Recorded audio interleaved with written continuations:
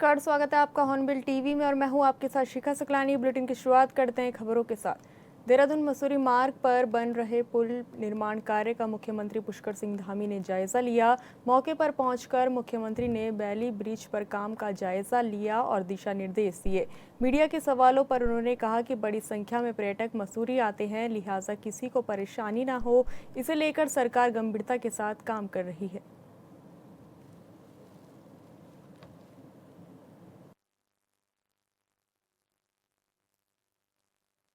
ये पुल देहरादून और मसूरी को जोड़ने वाला बहुत महत्वपूर्ण पुल है और अब चूंकि पिछले वर्ष आपदा में ये पुल पूरी तरह से क्षतिग्रस्त हो गया था। यहाँ पर एक बैली ब्रिज बनाया गया है और परमानेंट यहाँ पुल का निर्माण भी हो रहा है। जल्दी ही 2-3 महीने में वो भी हो जाएगा।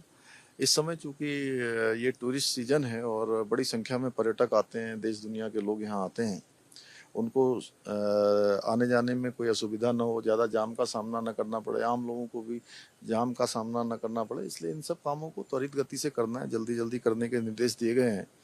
अभी 2-3 दिन के अंदर बैली ब्रिज का जो अभी केवल एक साइड से जाने का है, तो दोनों साइड इसकी कंप्लीट हो जाएंगी तो थोड़ा आवागमन आसान हो जाएगा। उसके बाद परमानेंट स्ट्रक्चर यहाँ बन रहा है। ऐसे ही राज्य के अंदर जितने भी स्थान है, अभी 4 धाम यात्रा चल रही है, हमारी आदि कैलाश यात्रा भी शुरू होनी है, अन्य टूरिस्ट पैलेसों की सभी जगहों की यात्राएं शुरू हो रही हैं, तो सभी जगह अच्छी सड़कें बने, ये हमारी प्राथमिकता है। बीआरओ के पास भी बहुत सारी सड़कें हैं। बीआरओ को भी कहा गया है कि बीआरओ भी विशेष रूप से उन सड़कों की मरम्मत का काम जल्दी से जल्दी करे, जिससे कि इस सीजन में लोगों को परेशानी न हो। देहरादून में सैनिक कल्याण मंत्री गणेश जोशी ने दिवंगत उपनल कर्मचारी कविता गुसाई के परिजनों को 50 लाख की बीमा राशि का चेक सौंपा। ये सहायता उपनल और पंजाब नेशनल बैंक के बीच हुए समझौते के तहत प्रदान की गई है। मंत्री ने कहा कि ड्यूटी के दौरान किसी कर्मचारी की मृत्यु होने पर उसके आश्रितों को ये आर्थिक मदद दी जाती है और अब तक 8 परिवार इस योजना का लाभ उठा चुके हैं। उन्होंने ये भी कहा कि सरकार इस बीमा राशि को बढ़ाकर 1 करोड़ करने पर गंभीरता से विचार कर रही है, ताकि कर्मचारियों के परिवारों को और अधिक सुरक्षा मिल सके।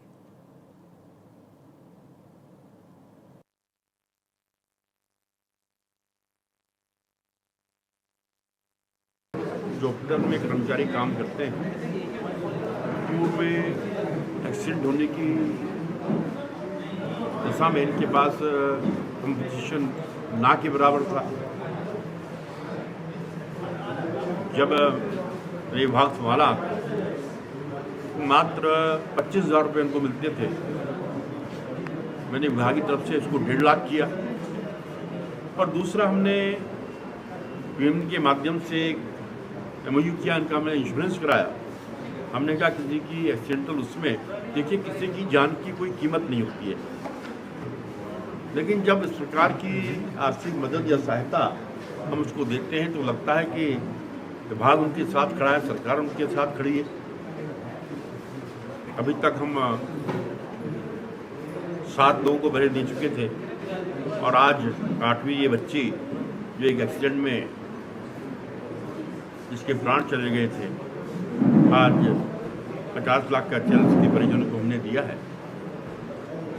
और हमारी कोशिश है कि इसको बैंक से बात करके हम इसको बढ़ाएंगे। जैसा कि मैंने कहा कि किसी की जान की कीमत नहीं होती, तो लेकिन जब हम साथ में खड़े होते हैं तो उनका हौसला बढ़ता है। तो मेरी पूरी कोशिश हो कि इसको बढ़ाकर हम एक करेंगे। फिलहाल हम 50 लाख रुपए दुर्घटना के। एक तरफ जहां बीजेपी पूरे देश में महिला आरक्षण को लेकर आक्रोश रैली निकाल रही है, तो दूसरी तरफ कांग्रेस के प्रवक्ता अलग अलग शहरों में जाकर प्रेस कॉन्फ्रेंस कर रहे हैं। देहरादून पहुंची कांग्रेस की राष्ट्रीय प्रवक्ता सुप्रिया श्रीनेत ने बीजेपी सरकार की मंशा पर सवाल उठाते हुए आरोपों की झड़ी लगा दी।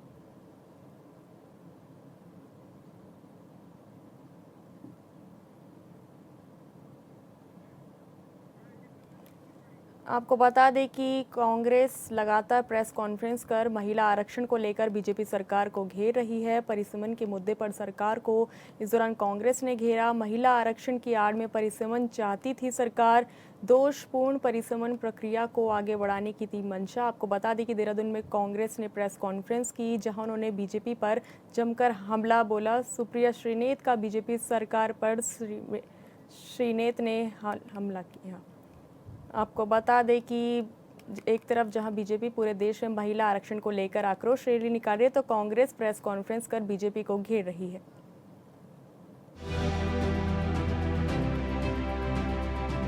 उत्तराखंड की राजधानी देहरादून में प्रेस कॉन्फ्रेंस के दौरान कांग्रेस की राष्ट्रीय प्रवक्ता सुप्रिया श्रीनेत ने बीजेपी सरकार पर आरोपों की झड़ी लगा दी। उन्होंने कहा कि बीजेपी की मंशा महिला आरक्षण की नहीं थी, बल्कि इसकी आड़ में परिसीमन करना चाहती है, लेकिन ऐसा नहीं हुआ। पीएम मोदी ने देश के नाम संबोधन किया, जिसमें उन्होंने 29 मिनट में 58 बार कांग्रेस का नाम लिया, जिससे साफ होता है कि कांग्रेस से उनको डर है। ये समूचा विपक्ष आज आपके साथ तैयार है, कल विधेयक लेकर आइए लोकसभा में। आपको इससे क्या आपत्ति है? क्या आपको ये डर है कि आप पुरुषों की सीटें कम करके महिलाओं को दे दीजिएगा? आप बात को गोल गोल घुमा रहे हैं। लेकिन आपके पास 543 सीटें हैं, उन्हीं में से आरक्षण देना है। क्यों नहीं 181 दिए दे रहे? क्योंकि असलियत ये है कि नरेंद्र मोदी जी की मंशा कभी महिलाओं को आरक्षण देने की थी ही नहीं।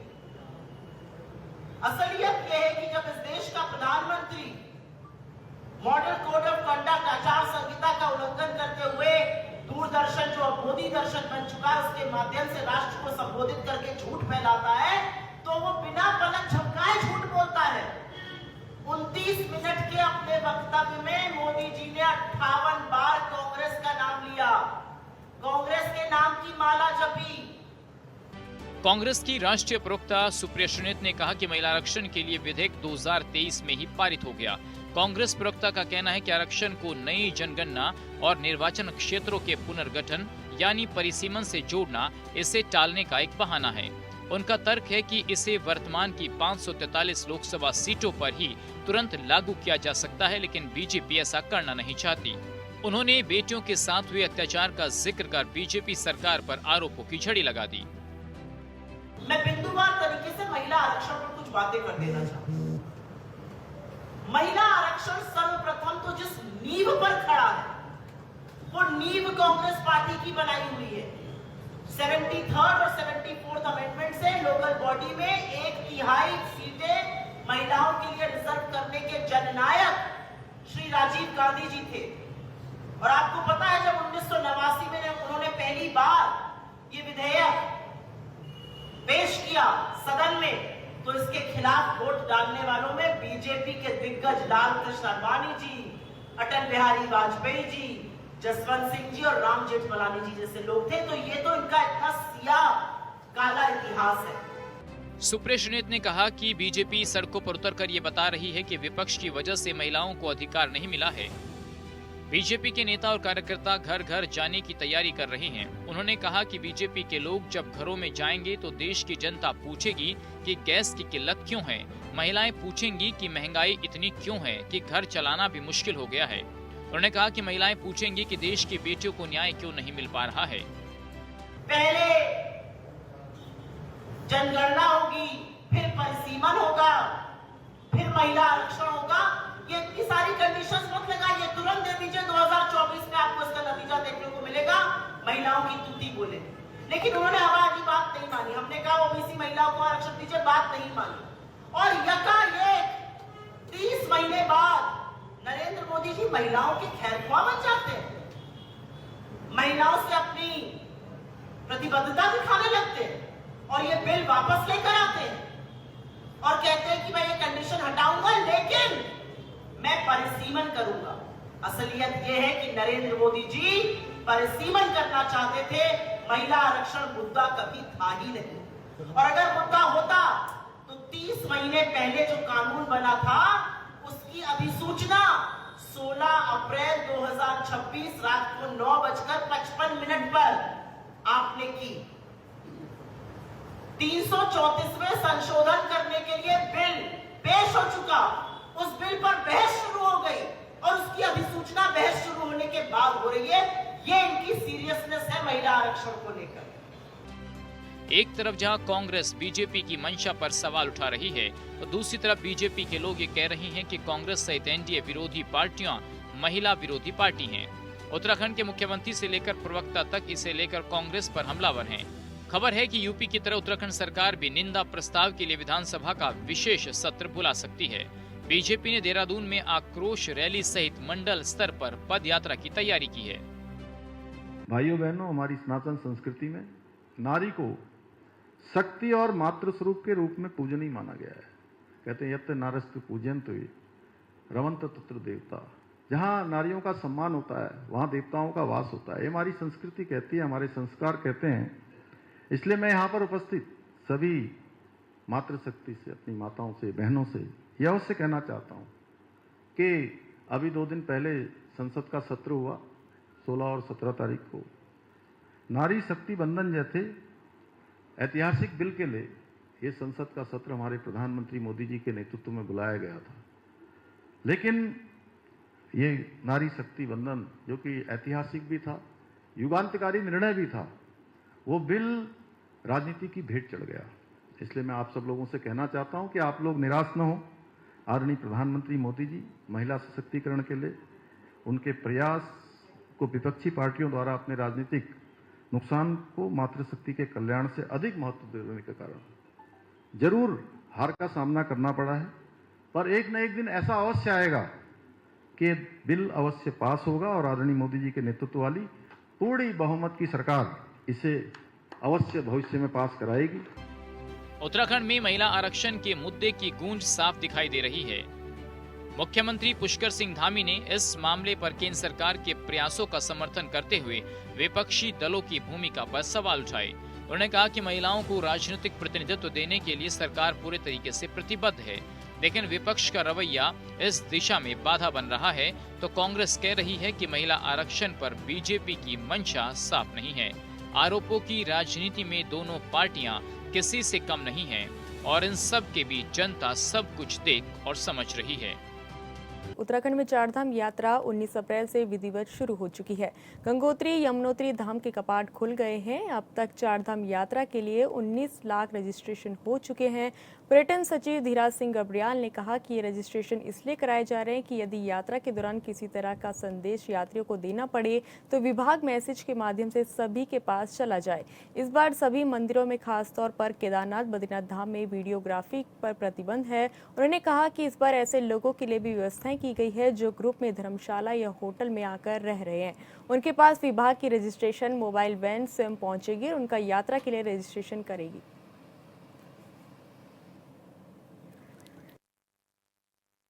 नहीं, इस बार ऐसी कोई व्यवस्था, ऐसी परेशानी नहीं होगी। और इस बार अब तो लगभग 19,58,000 लोगों ने अपना रजिस्ट्रेशन किया चारों धामों के लिए, खास और हेमकुंड साहिब के लिए। और आपने देखा ही है कि हमारी यात्रा शुरू हो गई है, तो उसमें ऐसी कोई स्थिति नहीं आई है। और ऑनलाइन रजिस्ट्रेशन केवल यात्रियों की सुविधा के लिए तो हम लोग कर ही रहे हैं कि आने वाले समय में जैसे कोई आपदा आती है, कुछ ऐसी परिस्थितियाँ पैदा होती हैं, तो ऐसी दशा में हम लोग उनको एक मैसेजेस हम लोग दे पाएँ, चाहे व्हाट्सएप के माध्यम से हो या वैसे बल्क मैसेजेस के माध्यम से। और इसमें यात्रियों की सुविधा के लिए जो टोल फ्री नंबर हम लोगों ने जारी किया, सारे स्टेट्स के लिए हम लोगों ने एडवाइजरी भी अपनी जारी कर दी है कि क्या करना है, क्या नहीं करना है। जैसे आप लास्ट टाइम तो शिकायतें आ रही थी कि लोग यूट्यूबर्स वगैरह जो है अपना शूट कर रहे हैं और कुछ ऐसी चीज़ें, भ्रामक चीज़ें भी कभी-कभी ऐसी होती हैं कि वो फैला देते हैं जो सही नहीं है। तो उसमें सूचना विभाग की ओर से भी एक एडवाइजरी जारी हुई है कि बिना कोई परमिशन के कोई शूटिंग वगैरह वहाँ पे नहीं करेंगे। और जो ऑफलाइन रजिस्ट्रेशन है वो हमारे ऋषिकेश में, हरिद्वार में और हरबटपुर में, हमारे विकास नगर में वो सब काउंटर्स हमारे लग गए हैं लगभग 85 के करीब। प्रदेश भर के आंगनबाड़ी कार्यकर्ताओं ने सरकार को मांग पत्र सौंपते हुए मानदेय में बढ़ोतरी की मांग की है। कार्यकर्ताओं का कहना है कि राज्य सरकार की तरफ से 140 रुपये प्रतिदिन की वृद्धि की जाए और केंद्र सरकार को 150 रुपये प्रतिदिन बढ़ाने का प्रस्ताव भेजा जाए। इसी के साथ ही सेवानिवृत्त पर 10 लाख रुपए की व्यवस्था लागू होने से पहले 300 रुपये की कटौती का विरोध किया गया। उन्होंने चेतावनी दी कि यदि जल्द समाधान नहीं हुआ तो प्रदेश भर में तालाबंदी कर बड़े स्तर पर आंदोलन किया जाएगा।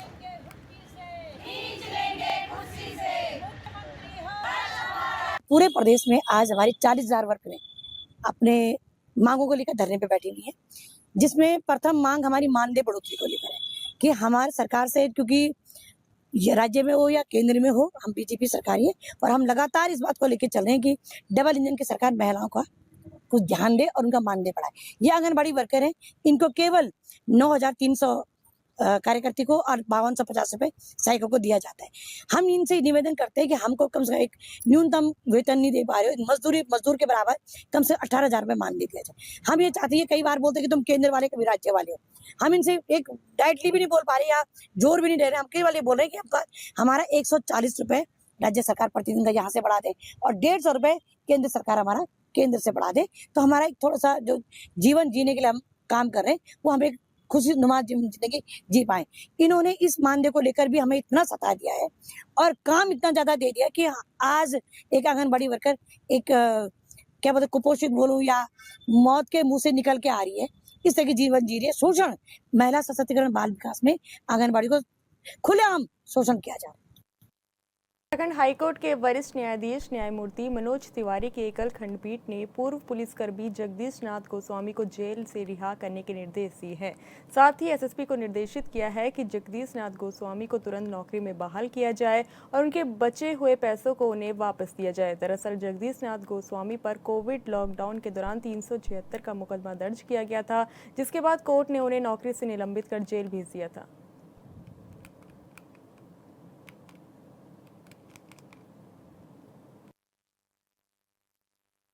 ये 24/5/2020 की घटना है। लॉकडाउन का टाइम चल रहा था। एक पुलिस वाले के ऊपर 376 का मुकदमा लिखा गया था। उसी के एवज में उसे जेल भेज दिया गया था और उसी दिन सेम डे एसएसपी द्वारा उसको डिसमिस कर दिया गया था। उसके बाद उसका केस कोर्ट में चला, उसमें वो एक्विटल हुआ और उसके डिसमिसल को हमने ऑनरेबल हाई कोर्ट में चैलेंज किया और 15 तारीख को ऑनरेबल हाई कोर्ट के द्वारा उसमें ये डिसीजन दिया गया, उसको नौकरी पे उसकी सर्विस रिमूव की गई और उसके जो सर्विस टाइम का पीरियड है 7 इयर्स का 50% उसको देने का ऑर्डर ऑनरेबल हाई कोर्ट से हुआ। हाँ, वो उस जो उसका डिसमिसल का ऑर्डर था, जो डिसमिसल के ऑर्डर के अगेंस्ट उसने हाई कोर्ट में अपील की थी, वो अपील अलाउ हो गई है और अब वो अपनी नौकरी ज्वाइन करेगा और उसमें उसको सारा पैसा जो है 7 इयर्स का जो उसका पैसा है उसका 50% उसको पैसा मिलेगा। चारधाम यात्रा के लिए जहां एक और जिला प्रशासन पूरी तरह मुस्तैद है, तो वहीं उत्तराखंड के नारसन बॉर्डर परिवहन विभाग ने कमर कस ली है। चारधाम यात्रा में जाने वाले तमाम कॉमर्शियल वाहनों के लिए उत्तराखंड के नारसन बॉर्डर पर ग्रीन कार्ड बनाने का कार्य प्रगति पर है। वहीं एआरटीओ प्रशासन जितेंद्र चंद ने चारधाम यात्रा में आने वाले यात्रियों को यात्री क्लिनिक किट वितरित की है। एआरटीओ जितेंद्र चंद ने कहा कि चारधाम यात्रा में आने वाले किसी भी यात्री की सुरक्षा या सुविधाओं को लेकर कोई समझौता नहीं होगा। उन्होंने कहा कि उत्तराखंड के नारसन बॉर्डर पर ग्रीन लगातार बनाए जा रहे हैं। कॉमर्शियल वाहनों के ग्रीन कार्ड बनने के बाद ही यात्री चारधाम यात्रा पर जा सकेंगे।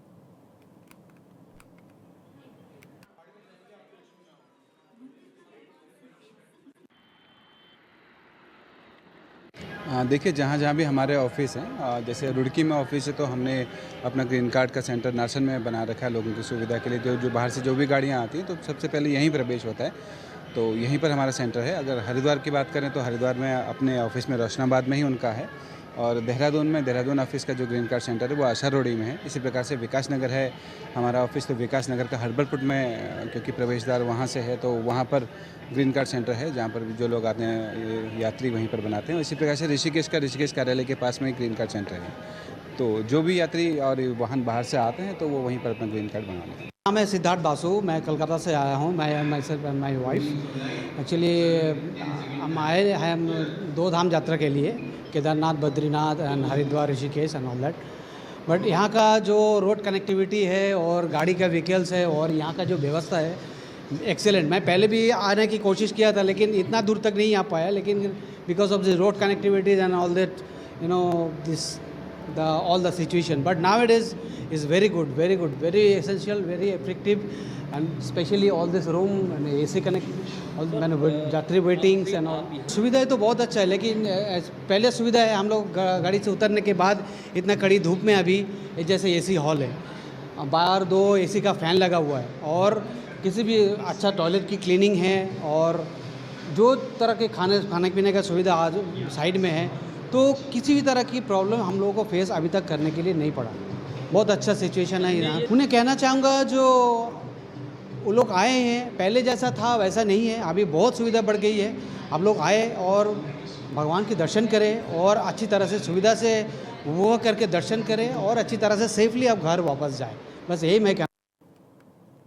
विकासनगर क्षेत्र में विकास कार्यों ने रफ्तार पकड़ ली है, जहां विधायक मुन्ना सिंह चौहान ने एक ही दिन में 3 अलग-अलग स्थानों पर करोड़ों रुपए की योजनाओं का शुभारंभ और भूमि पूजन कर क्षेत्र को बड़ी सौगात दी है। मेहुवाला मेहरा बस्ती में करीब 75 लाख से ज़्यादा की लागत से सड़क निर्माण कार्य शुरू किया गया। राजकीय उच्चतर माध्यमिक विद्यालय पश्चिम वाला में लगभग 77 लाख से ज़्यादा की लागत से प्रथम तल पर कक्ष निर्माण और बाउंड्री वॉल का काम भी शुरू हुआ। इसके अलावा आसाराम वैदिक इंटर कॉलेज में करीब 90 लाख से अधिक रुपए की लागत से खेल मैदान और 4 दीवारी निर्माण कार्य का भूमि पूजन किया गया।